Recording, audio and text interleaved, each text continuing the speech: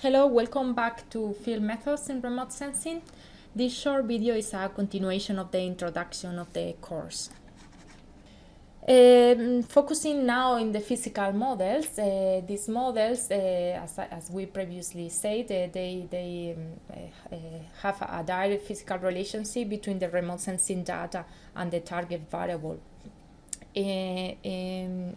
One of the physical models use the radiative transfer theory.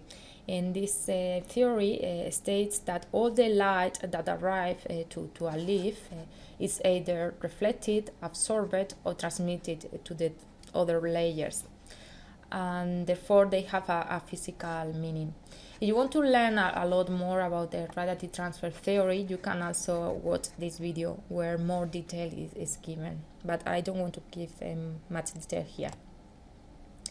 So typically the radiative transfer models are used in forward model as you have some input parameters, for example some vegetation biophysical variables that you use as an input to simulate an spectra. Then if you have an observed spectra from a satellite measured by a satellite, an aircraft, a sensor, or a handheld device, as we will do in the field, you can compare that observed spectra to the different simulated spectra, and the set of input parameters that simulated that spectra is your final solution. For example, in our case on the field, we will be targeting vegetation moisture content. And by the inversion, we will know how much water those leaves had, and we will be able to map that. So in physical models, we will need to do field sampling to parameterize the models. This is to gather information from the input parameters and to run the models in forward model. We will need also real spectral measurements to verify the models. So we will need to collect some data, as we will do with a spectroradiometer on the field, to see if those simulated spectra really correspond to the reality. And finally, we will also need to gather information about the target variable we want to estimate for validation purpose, as we did previously, and I showed previously in that slide with the vegetation moisture content.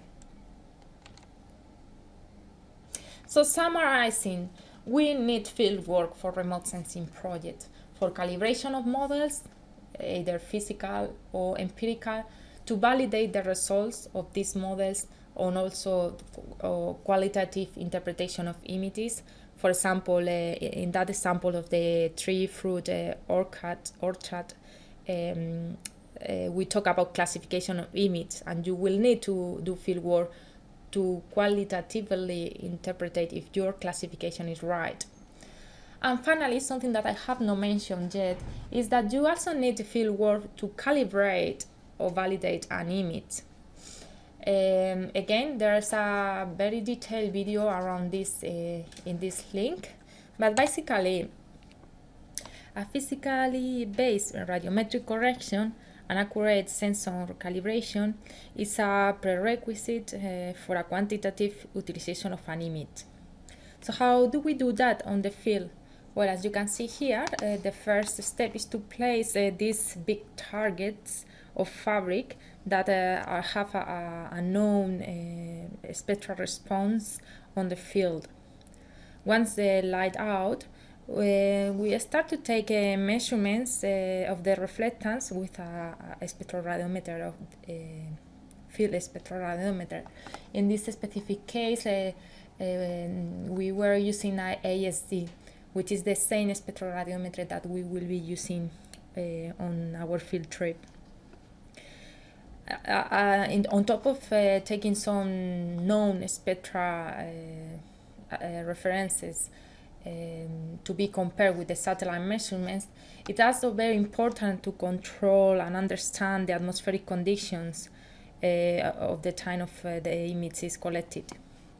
For that, normally we take measurements using microtops and photometers. as you can see here, through all the airborne, for example, campaign. And with this, you can get estimates of the aerosol optical depth, water vapor, and ozone that is needed to do an atmospheric correction of the image.